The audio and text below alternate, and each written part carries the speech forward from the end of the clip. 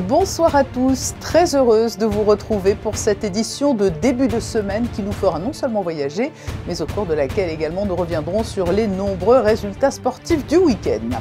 Nous nous rendrons tout d'abord en Égypte pour retrouver les envoyés spéciaux de Monaco Info sur la COP27 qui a débuté aujourd'hui.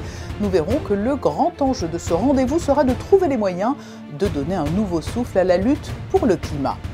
C'est un combat de santé publique après l'opération annuelle Octobre Rose destinée à mettre la lumière sur la lutte contre le cancer du sein. Place à Movember. Au-delà de l'aspect symbolique avec les moustaches qui fleurissent, il s'agit là de mettre l'accent sur les maladies masculines. Le chef du service urologie du CHPG, le docteur Hervé Quintan, sera notre invité. Le chapitre sportif est le Bayer Leverkusen qui sera l'adversaire de l'AS Monaco FC en barrage de la Ligue Europa. Le tirage au sort avait lieu aujourd'hui au lendemain d'une belle victoire 2-0 à Toulouse. Paul Mitchell, le directeur sportif du club, nous révélera ce qu'il pense de cette confrontation à venir. Nous évoquerons également la défaite, la première en championnat de la Roca Team, battue 84-95 à la salle Gaston Médecin face à Dijon. Et sur les plages, ce sont près de 480 coureurs qui ont disputé hier le 45e Cross du Larvoto avec un joli trio monégasque sur le podium de la distance reine, le 6000 mètres. Mais pour débuter ce journal, un petit clin d'œil aux Carabiniers du Prince. La belle saison joue certes les prolongations, mais les températures commencent à devenir fraîches. La compagnie a donc revêtu aujourd'hui ses tenues d'hiver. Ce changement de tenue intervient généralement à la mi-octobre. Les carabiniers quittent leur tenue blanche pour revêtir une veste noire et un pantalon bleu orné d'un galon rouge, ainsi qu'un casque bleu. Ce n'est qu'au mois de mai, à la faveur du retour de températures plus clémentes, que le blanc redeviendra de rigueur. Et sans plus attendre, nous partons rejoindre Émilie Rousseau et Olivier Bonello à Sharm el-Sheikh en Égypte, où s'est ouverte la 27e conférence de l'ONU sur le climat, la COP27. Des représentants de près de 200 pays y prennent part, alors que l'impact du réchauffement climatique sur notre planète est toujours plus lourd. Émilie Rousseau, sous quel signe est placée cette COP27 ? Eh bien, cette COP27 est placée sous l'ère de la mise en œuvre. La mise en œuvre des promesses et des engagements que tous les pays participants ont pris lors de l'accord de Paris en 2015 et pour l'instant très peu les ont respectés.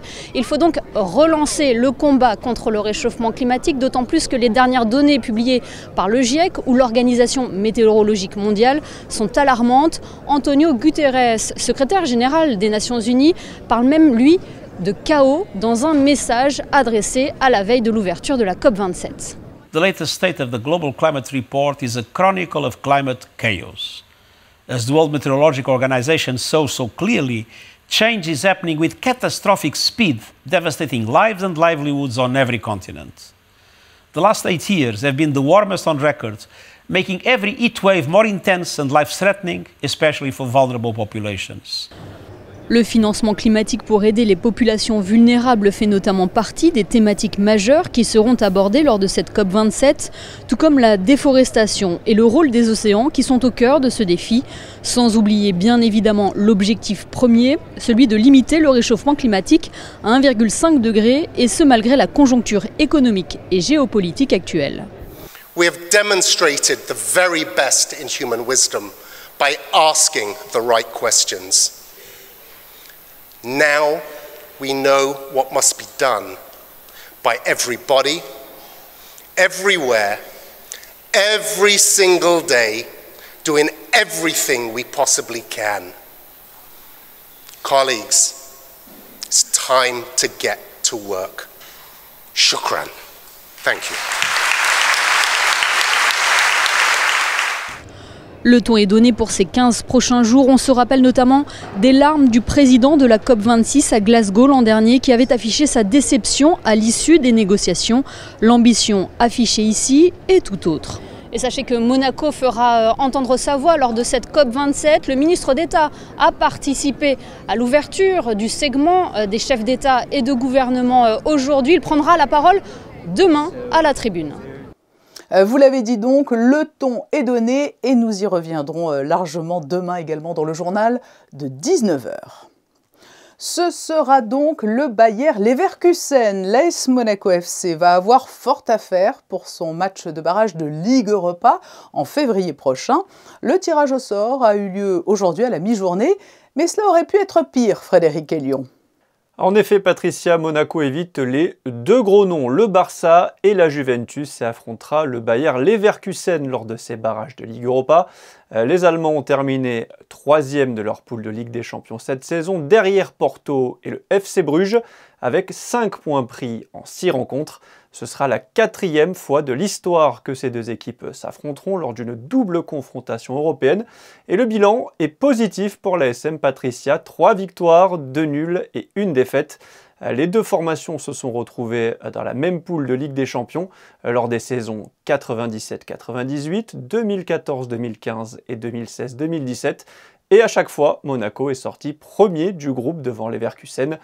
Cette fois-ci, il n'en restera qu'un, et malgré le début de saison décevant de Leverkusen en Bundesliga, la prudence est de mise côté monégasque. I think it's an exciting draw. I think their league position is a little bit false, if I'm honest. I spent time in Germany. There was always a great rival of ours at Leipzig. They was always fighting for the podium, for the top 4. And I actually, fortunately, maybe something in my intuition, I was there last week to watch their game versus Club Brugge, so I've seen firsthand the individual qualities they have. They've just changed coach to Alonso, so different coach implementing a different style, and they've just had a massive win at the weekend against Union Berlin, who are having a fantastic season, so I think it's going to be an exciting game.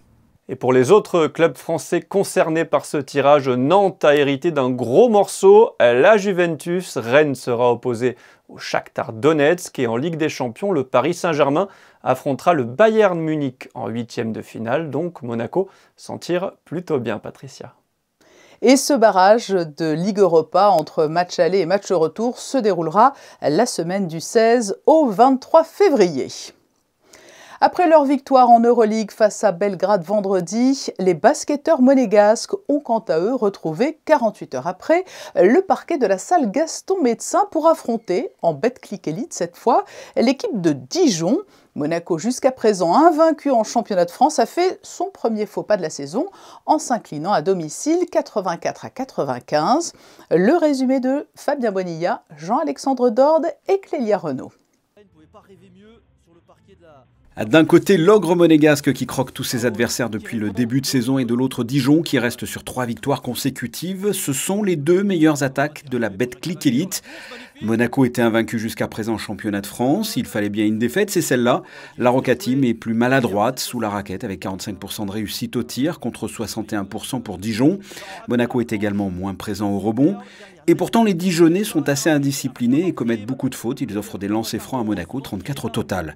Cela ne suffit pas. La Roca Team court après le score tout au long de la rencontre. Résultat final, 84-95. Je dirais que c'est un match qui doit nous apporter par la suite, dans le sens où déjà on a été dominé dans la lutte au rebond. On leur a donné beaucoup de deuxième chances. On a perdu pas mal de ballons, ce qui leur a donné du rythme et qui leur a mis en confiance. Et nous, offensivement, on a eu du mal à dérouler nos systèmes. Donc forcément, c'est un match qui était très compliqué pour nous. Mais voilà, on va analyser ça et espérer grandir, quoi. C'est vrai que c'est jamais évident de jouer 2 matchs en 48 heures, mais pour moi, c'est pas une excuse, parce qu'on est une équipe où on a les qualités pour gagner tous les matchs. Et malgré ça, on n'était pas loin aussi de gagner le match. Le gros souci pour moi, c'est plus défensivement, où on encaisse 95 points. Il faut qu'on revienne dans nos standards. Monaco reste leader du championnat. À noter quand même que Mike James et Yacouba Ouattara ont inscrit 20 points chacun. Ils ont fait le show, notamment dans le deuxième quart-temps, pour le plus grand plaisir des spectateurs. Autre information, le coach a laissé Jordan Lloyd au repos, ainsi que Adrian Moerman, qui lui était présent mais n'a pas joué. Prochaine rencontre pour la Roca Team ce vendredi soir à Valence pour la 7e journée d'Euroleague. Les filles du MBA ont quant à elles confirmé après leur premier succès de la saison le week-end dernier. Elles sont allées s'imposer à Calais 73-64 hier soir, décrochant ainsi leur première victoire de la saison à l'extérieur. Sur les plages de Monaco, coureurs et baigneurs se sont croisés ce week-end à l'occasion du Cross du Larvoto organisé par l'AS Monaco Athlétisme. Le récit de Fabien Bonilla sur des images de Jean-Alexandre Dordet. Un large soleil a accompagné toute la matinée les quelques 500 participants de ce Cross du Larvoto, 45e édition. C'est la première année que ces sportifs profitent du circuit de la nouvelle esplanade entre la partie haute du Larvoto avec un passage également sur la plage et le sable. Ça fait 45 ans qu'on organise le Cross du Larvoto, donc c'est un cross qui est mythique pour nous. Il a eu beaucoup d'évolutions en fonction du parcours et cette année on est ravis parce qu'on est sur un site extraordinaire mis à disposition par le gouvernement. On a un temps qui est magnifique et on bat le record de participation.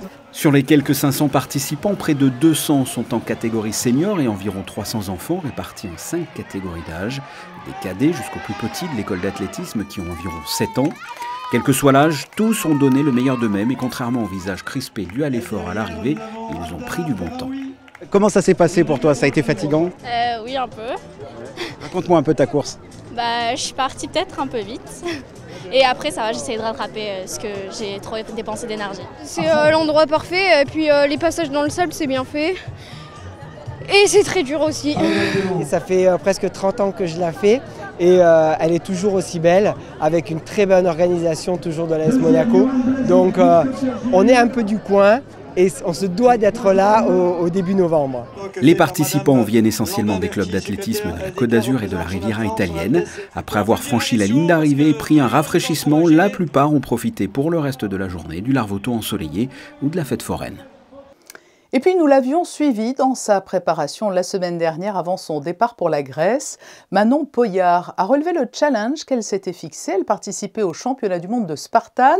Elle a terminé à la 2e place dans les catégories sprint et super et à la 3e place dans la catégorie beast. Elle décroche au final le bronze dans son groupe d'âge des 25-29 ans. Voilà pour clôturer ce chapitre sportif. À présent, mois d'octobre placé sous le signe du rose pour lutter contre le cancer du sein, le mois de novembre est dédié, lui, aux maladies masculines pour favoriser la prévention notamment et le dépistage. Movember est le nom de ralliement. Notre invité est le chef du service d'urologie du CHPG et il est interviewé par Fabien Bonilla. Docteur Quintence, bonsoir. Oui, bonsoir monsieur. Comme chaque année, les hommes vont se laisser pousser la moustache au mois de novembre pour Movember, que l'on appelle aussi Novembre Bleu. Qu'est-ce que vous inspire ce mouvement? C'est un mouvement qui est toujours intéressant parce que ça permet de mettre en avant l'idée du dépistage, de pathologies. Concernant Movember, c'est les pathologies masculines. Oui. Le mois dernier, c'était Octobre Rose pour le cancer du sein. Donc c'est la même démarche de prévention, de dépistage et qui s'adresse à un public, un grand public. C'est toujours intéressant de sensibiliser ce public à cette problématique qui peut être très utile en termes de santé publique. Et question toute simple, en quoi Movember peut par exemple sauver des vies? Alors, si par des messages comme ça, on arrive à faire passer l'idée d'un dépistage ou d'un diagnostic précoce du cancer de la prostate, effectivement, on peut sauver quelques vies parce que ce cancer de la prostate pourrait être traité, guéri, que s'il est dépisté. C'est un cancer qui ne donne pas de symptômes. C'est ce que j'allais vous dire. Comment on peut le détecter? Parce qu'il n'y a pas de symptômes pour le cancer de la prostate. Au stade de la maladie localisée, il n'y a aucun symptôme. Il faut vraiment aller à sa recherche. Il faut vraiment avoir cette stratégie de dépistage. Et malheureusement, si on attend d'avoir des symptômes, la maladie n'est plus curable. Elle a dépassé la prostate elle-même. Elle s'est étendue au-delà. Et à partir de là, tous les traitements sont palliatifs, malheureusement. D'accord. Et ça touche qui concrètement? Alors, ça touche des hommes qui vieillissent. Globalement, on considère que le dépistage s'adresse à des hommes à partir de 50 ans. Et puis, plus vous allez avancer en âge, plus vous aurez un risque de cancer de la prostate. Mais le cancer de la prostate est aussi une maladie extrêmement hétérogène. Et donc, on va rechercher des pathologies à la fois chez des gens jeunes, à partir de 50 ans, parce qu'ils ont une durée de vie potentielle qui leur laisse le temps d'avoir une maladie grave et évolutive, et aussi chez des cancers qui seront agressifs, potentiellement agressifs. Donc l'idée, c'est de trouver des cancers potentiellement agressif chez des patients jeunes et qu'on va pouvoir tuer le cancer avant qu'il tue le malade. C'est ça l'idée, c'est le principe. Si l'on agit à temps, justement, l'espérance de vie est considérablement augmentée, on peut dire ça? Ah oui, le principe du dépistage, c'est d'offrir aux patients la possibilité vraiment de guérir, c'est-à-dire de ne plus jamais avoir de problème avec le cancer de la prostate. Ce n'est pas du tout des traitements palliatifs, c'est des traitements vraiment à visée de guérison. Oui, on parle de guérison de temps en temps avec le cancer de la prostate. On peut parler de guérison si la maladie est prise tôt, bien sûr, c'est le but. Est-ce que c'est un cancer, la maladie en elle-même, qui a évolué au fil des années, où ça touche toujours le même type de population? Est-ce que c'est un cancer qui est devenu plus dangereux? On sait que par exemple pour des virus, les virus évoluent. Est-ce que ce cancer a évolué? Non, je ne pense pas que le cancer a évolué lui-même. C'est notre mode de diagnostic qui a évolué. Ouais. Et grâce en particulier à un test biologique simple, une prise de sang qui s'appelle le PSA, absolument. Et qui permet de dépister, de trouver des maladies à des stades plus localisés, plus précoces qu'avant l'existence de ce marqueur. Il y a plus de 2 ans, vous avez créé au CHPG le Prostate Center. Qu'est-ce que c'est? À quoi ça sert? Alors, vraiment, le but du Prostate Center, c'est de faire le point de toutes ces pathologies de cancer de la prostate. La voie d'entrée principale du Prostate Center, c'est le dépistage. C'est-à-dire qu'un patient, quelqu'un qui a plus de 50 ans, qui se pose la question de savoir s'il a un cancer de la prostate ou non, on est capable de répondre à cette question. C'est-à-dire que le patient, on va le voir en consultation, on va l'examiner, et on va pouvoir, sur une unité de temps, dans une journée, faire les examens pertinents, en particulier une bonne IRM. Au décours de l'IRM, on va pouvoir faire des biopsies ciblées, vraiment, si nécessaire, qui vont permettre d'avoir la meilleure technologie pour être certain de l'analyse de cette prostate. Et on aura les résultats 48 heures plus tard. Donc, entre le mercredi et le vendredi, le patient saura s'il a un cancer de la prostate ou non, de manière très, très fiable avec les meilleures technologies actuelles. En attendant, on se laisse pousser la moustache symboliquement. Docteur Quintence, merci. Pour essayer de mettre en évidence ce type de pathologie. Exactement. Merci d'avoir répondu à mes questions. Merci de m'avoir reçu. À bientôt. Parmi les autres titres de l'actualité, ce rendez-vous qui s'inscrit désormais très régulièrement dans le calendrier, une nouvelle édition du Mounégou Repair Café vient de se tenir au marché de la Condamine. Tout se répare, c'est un peu le credo de cette animation où le public est invité à amener des objets ou vêtements pouvant avoir une deuxième vie, les réparations étant gratuites. General Electric était en concert dimanche soir à l'espace Léo Ferré. Porté par Hervé Salters, General Electric est un projet musical d'électropop français inspiré de plusieurs styles, funk, soul et jazz. Le ciel était partagé aujourd'hui entre un bleu éclatant et de gros nuages gris. Est-ce que ce temps mitigé, mais très agréable tout de même pour la saison, va se prolonger demain, Frédéric Elion? Effectivement, Patricia, le temps sera toujours aussi instable mardi avec des éclaircies le matin, puis dès le midi, le ciel va bien se couvrir et la deuxième partie de journée sera très nuageuse. Les températures seront comprises entre 10 et 17 degrés. Mardi 8 novembre, nous fêterons les Geoffroy. Merci Frédéric, ainsi se referme ce journal. J'aurai le plaisir de vous retrouver demain pour une nouvelle édition. Nous nous quittons sur une série de photos signées Charlie Gallo. C'était en novembre 2002, les plus beaux clichés de la fête nationale. À demain, 19h sur Monaco Info.